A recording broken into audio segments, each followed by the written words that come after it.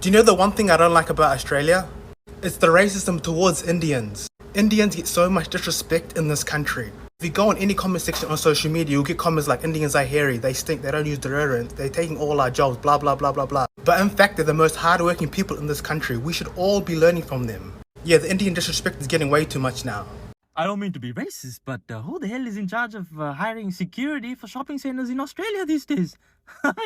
Almost every shopping center has an Indian as a security guard, and I'm not talking about the scary looking built Indians. I'm talking about just Indians. These guys are not intimidating. As a matter of fact, some of them are so racist when they see maybe a brown person like me going into the supermarket, right? Or they keep looking at me like, oh, I know you want to steal. I know you stole something. Yeah, hey. That's the look they give me, and that pisses me off to a point where I feel like, stealing some shit. Like taking some shit out. What you gonna do, man? What you gonna do? You gonna arrest my ass? Or what you gonna do, huh? But then the moment they see some crazy, chunky looking white person coming into the supermarket, that's when they go missing. They pull a Houdini. Like, now you see me, now you don't. They're like, oh, I did not see this one. Oh, I was on break. Oh my God, I think something's happening over there. Oh, some racist shit, man. Australians are lazy. So this Indian couple moved here about 20 years ago, and as of 2025, they own 18 properties. Congratulations. And their portfolio is worth around $12 million. Damn! It's a milestone that should be extolled. But when the story was posted, a staggering majority of the comments came from a place of malice and envy. People are saying that Australians that were born here should be prioritized when it comes to purchasing a home, and a lot of Australians are struggling to get by because of people like these. Australians are lazy, but it's not entirely their fault. Think about it. How many white Australians have lived a tough life? How many have missed breakfast, lunch, and dinner because there was genuinely no food to eat? How many have lived without power? How many have seen their friends pew or unalived? How many of you have been genuinely hungry to a point where your stomach sounds like Gordon Ramsay? Donkey! Hey, look at me eyes! Not as big as I am! Donkey! Not a lot. So when Ranjesh comes from India and gets a job in Australia, gets paid every week with no questions asked, he thinks about it and goes, oh, this is pretty good. I was getting paid 64 cents a month, and now I'm getting paid like 2K a week in Australia. So he makes concerted effort and works really, really hard to ensure that his kids don't endure poverty that he did. So Australians, you guys live in a gold mine of a country. There's always ways to create and own things. It's not too late. How come I can come here with that prior knowledge of English and assimilate the language in a short period of time whilst paying the taxman abundantly in tandem? Going through poverty is something I can't explain until you go through it. And given the way things are going, you might have to endure poverty, and then you might get up and actually buy 18 properties. As of always, I'm just a messenger, so don't shoot the messenger. Nobody cares about immigrants more than Australians. Australians are well aware of the housing unaffordability and unavailability. So they have all decided to go out on the 31st of August with their friends and families, essentially to vacate their house, so immigrants who are coming into the country can occupy all those houses without needing to take permission from them. You see how kind-hearted and thoughtful Australians are towards immigrants?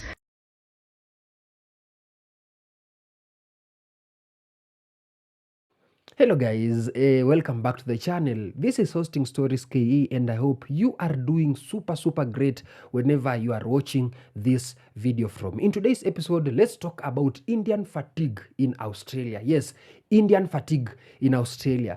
The Australians are not happy at all of what the Indians are doing in their country. And this Indian fatigue issue is becoming and going too way out of hands. It has now even started to become a racial war between the Aussies and the Indians, because the Aussies are complaining these Indians are carrying all their culture all the way from India to Australia. These Indians are taking every job opportunity that follows and come their way. They are even calling their fellow Indians to come and grab all these job opportunities in Australia.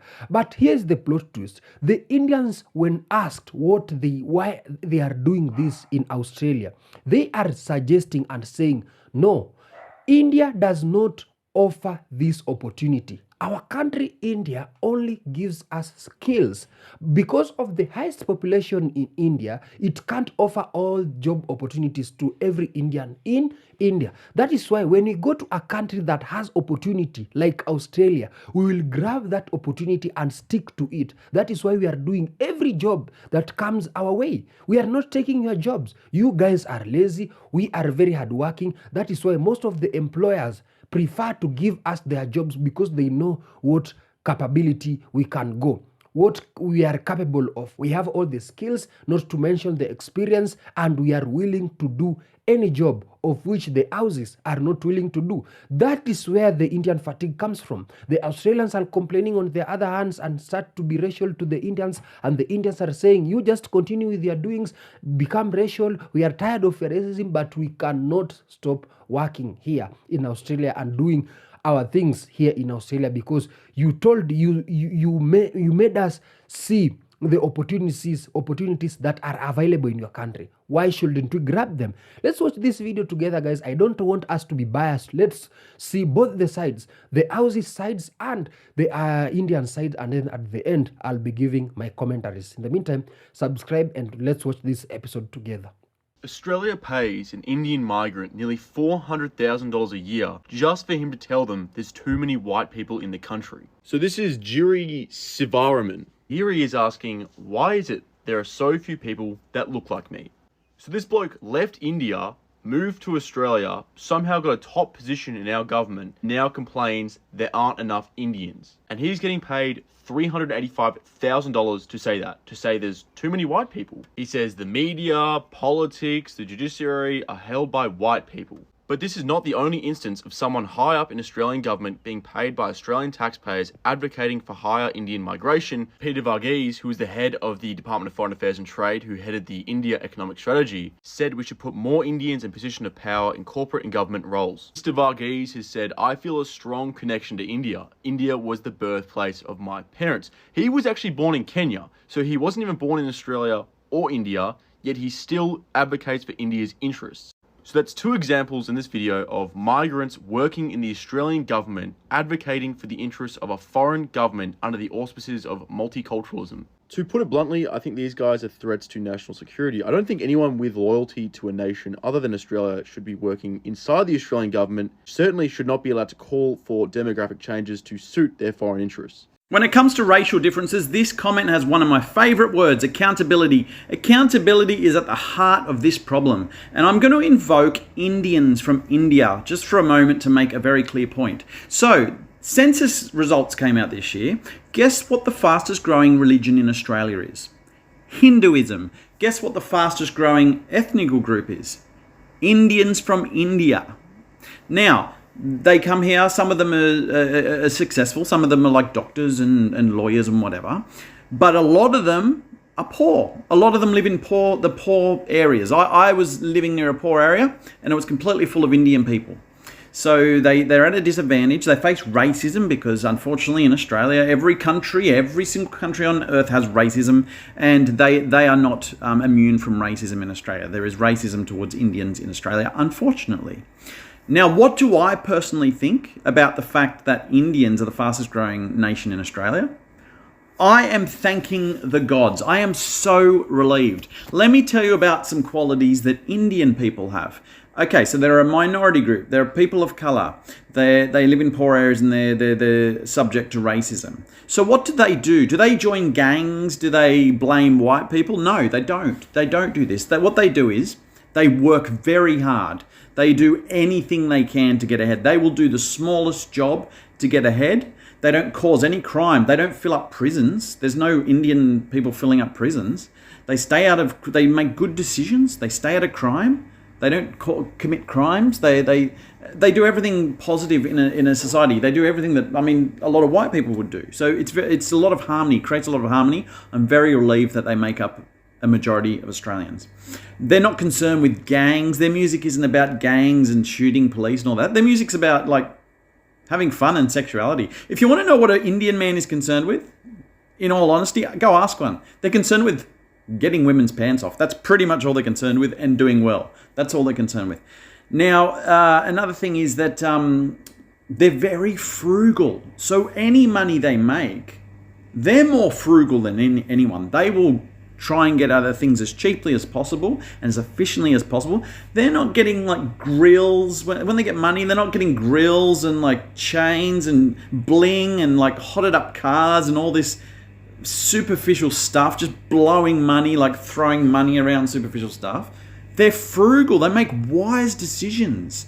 If you're in a part of a minority group that feels oppressed, do what Indians do. Take accountability and follow in the footsteps of Indians from India, and you cannot go wrong. Indian Australians are wonderful Australians. They do not deserve this kind of racist, bigoted attacks on them. And I just want to make it clear that we have to stand up for our different communities. The government does, civic communities do, because it's a slippery slope. And not only was the information wrong, but the Indian Australian community are incredibly hardworking, incredibly community oriented. They love their family. And lastly, they don't need me to say it, but I'll say it anyway, they love Australia. I mean, they've come to our country and they love this place. They're passionate defenders of Australia. I realise I'm going on a bit about this, but it needs to be said, it needs to be unambiguous, and I just think we've got to nip this in the bud or take it on wherever we see it. I am going to use my common sense here because I can't find anything online where it says Punjabi Australians demand that children speak Punjabi in Australian schools. I think what they're saying is, hey, we've noticed there's a subject called LOT, languages other than English. Well, that's what I know it to be. Maybe it's changed. So what they're saying is, hey, we've noticed that you've added Chinese, German, Spanish, French to this curriculum. Now, there's a huge Punjabi population growth in this country. We're just requesting if you could please add Punjabi to the list. Also, FYI, Punjabi is not the main language in India. It's one of the main languages. There's, in fact, 424 languages in India, and there's about 2,000 ethnic groups in India. You can't just use Punjabis as a scapegoat here. Leave them alone. Can I just get a... Hey mate, sorry, Uber Eats driver's around the front. You can't come through the drive-thru. You think I'm an Uber Eats driver? Oh my god, I'm so sorry, sir. I'm not the Uber Eats driver, I'm just an Indian guy. No, sir, I don't think that at all. Not every single Indian here is for Uber Eats, alright? Sir, I know that. Bro, that's a racial stereotype. Like, let's be real here. I'm so sorry. On behalf of the company, I would like to apologise. What can I get you today? I'm here to pick up the menu log. Okay, cool. All these Indian women having mental breakdowns, being like, this is our culture. They steal everything. Hi, Emily. You probably don't know me because I like to stay far, far away from your content. And this is the first time that I'm choosing to respond to your BS because this one affects me and my culture personally. Let's get into it, shall we? The reason that we Indian women are having mental breakdowns over you stealing our culture and our fashion and our style is because this is not the first time this has happened to us. This has been happening for centuries at this point. Let me give you a few examples. Have you ever done yoga before? Guess where that originated? Have you ever had a chai tea latte before? Have you put spices on your food before? Have you ever oiled your hair? And it's not just Indian culture, right? It's also matcha and gua sha and Afghan coats and so many things that you guys determine are now cool when we've been doing these things for years and centuries, and we grew up getting bullied over these things, and we watched our parents and our families get bullied and made fun of over these things when they came over here. So yeah, it is that deep. I know you think it's cute and funny to say, oh, we never think about you. Yeah, we know. That's literally the whole point. If you took a second to think about it, you would realize that it's not that hard to give credit to where things originated from or to appreciate something and the inspiration behind it. So maybe next time when you and your people decide to take something from another culture, maybe just give credit and move on and not make stupid videos. Okay? Thanks.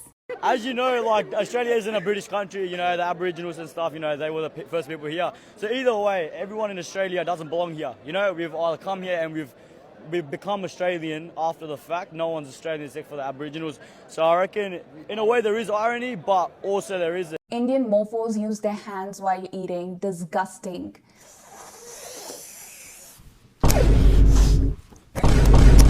Oh, I'm so sorry. I did not know you eat burgers and fries with chopsticks. And how do you eat your tacos? With fork and knife?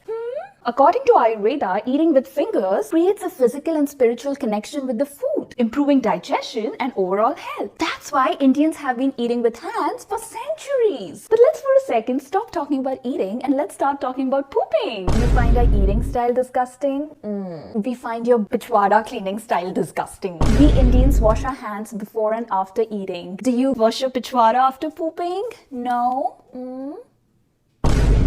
Remember the Indian migrant who said there's too many white people in Australia? Well, he's back with his plan to end racism in Australia within 10 years. He's famously complained that there are too many white people in Australian politics, media, and legal system, going as far to complain that there are so few people who look like him. So back to his plan to end racism in 10 years. It centers around this roadmap to build the National Anti-Racism Framework. The document makes a total of 63 recommendations to the Australian government. I found this bit really interesting. It's talking about systemic racism and how systems in Australia are built to maintain what it calls white privilege. It says those who are white can successfully navigate, access, and lead systems and institutions without having to shed their language, culture, religion, and other parts of themselves. You can go read the report for yourself. It's basically a bunch of fluff, but I want you to think about the implications of this dude moving to Australia, complaining there aren't enough people that look like him, saying there's too many white people in the government, in the media, in the legal system, and then trying to call us racist. Australians pay this guy $400k to tell us that we're racist. I'll end on a high note. Just check out the beautiful artwork contained in the report. If I had a daughter or a son and they came home to me and said, "Mommy, somebody punched me, spat on me, pushed me to the ground, called me slurs, made fun of my accent," listen, it's happened to me before growing up, and I didn't just receive it from white people, I received it from other ethnic backgrounds too, okay? Racism towards Indian people are so normalized, and it needs to stop. We need to attend this march on the 13th of September and say no to racism. Immigrants aren't stealing your jobs. They're busting their asses doing the back-breaking work you refuse to do. This gets thrown around a lot. It's like, oh, you Aussies are too lazy to do these jobs. That's why we have to get brought in by the millions to do them for you. You're too lazy, blah, blah, blah. But this doesn't really make any sense because there's no such thing as a job that's bad. The only qualifier that makes a job undesirable is its pay, its wage. You might say picking up leaves all day and counting them is a bad job until someone offers you $10 million to do it, let's say. Then all of a sudden it's a really good job and a lot of people would want to do it. And so the reason this relates to immigration is in a vacuum where there is no overseas or imported labour supply, the bad jobs that Australians apparently don't want to do, they would have to entice Australians by increasing their wages and attracting Australians to do those jobs. And I think the best real world example of this is Australian trades, right?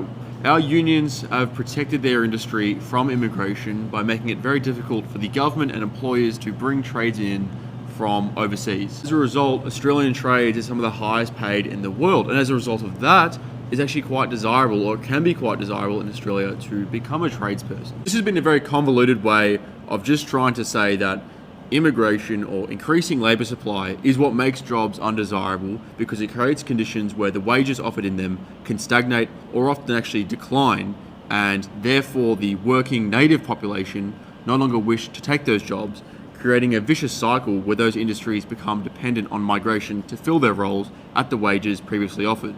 And the original guy was talking about back-breaking jobs. Well, trades actually can be a literally back-breaking job. Yet Australians want to do it, and it can be considered in many cases a good job, and that is because the wages are high, because the migration on the labour imported into that industry is next to zero.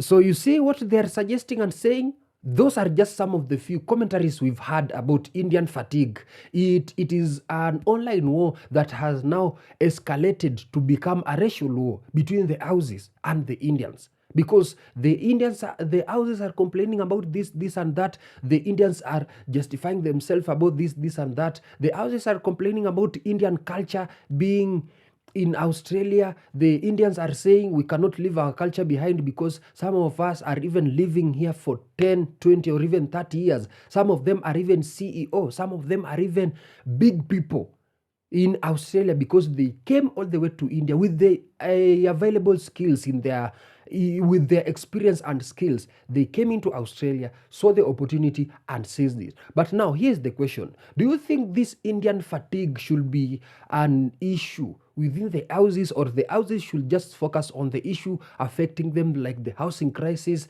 the spare bedroom tax, and all those matters that affect them, the high cost of living, voting for the liberals and what these liberals are doing to them, instead of focusing all their energies, all their protest, all we saw on the 30th. These people went and did a protest, but it turns out that that protest was against their interest.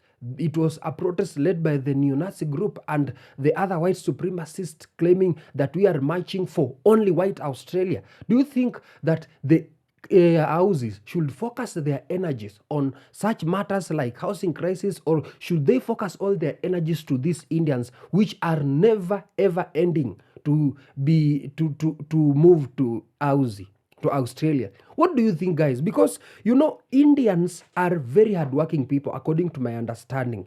Their country is among the poorest country. When they come into foreign countries and see this opportunity, they will call their brothers, sisters, even some of them, when they will come, they will buy houses and then get all their families to come and move together with them, because the life in India is not pleasing. But the Australians are showing them that in our country we have these small jobs that you guys can pick.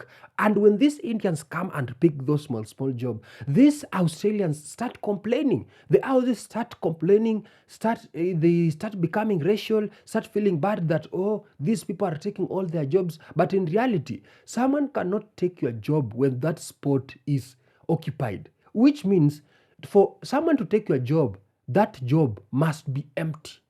So, and you see, even some of the employees prefer these Indians because they are doing to work extra hours with low pay, a thing which the Aussies cannot do. So I think there must be policies on immigration. The Australian government should really consider these matters of mass immigration into Australia, because the Australians, as we see, they are not happy. But instead of complaining, they should focus all their energies in matters affecting their countries, like immigration, mass immigration, the housing crisis, the cost of living, what the government is doing to them, rather than to be racial on these people who are just taking the jobs that they refuse to take. Or what do you think, guys? Maybe I'm just overthinking. Tell me what you think in the comment section. Let's continue this discussion. Let's not be biased, and I hope to see you in the next video. Subscribe and adios.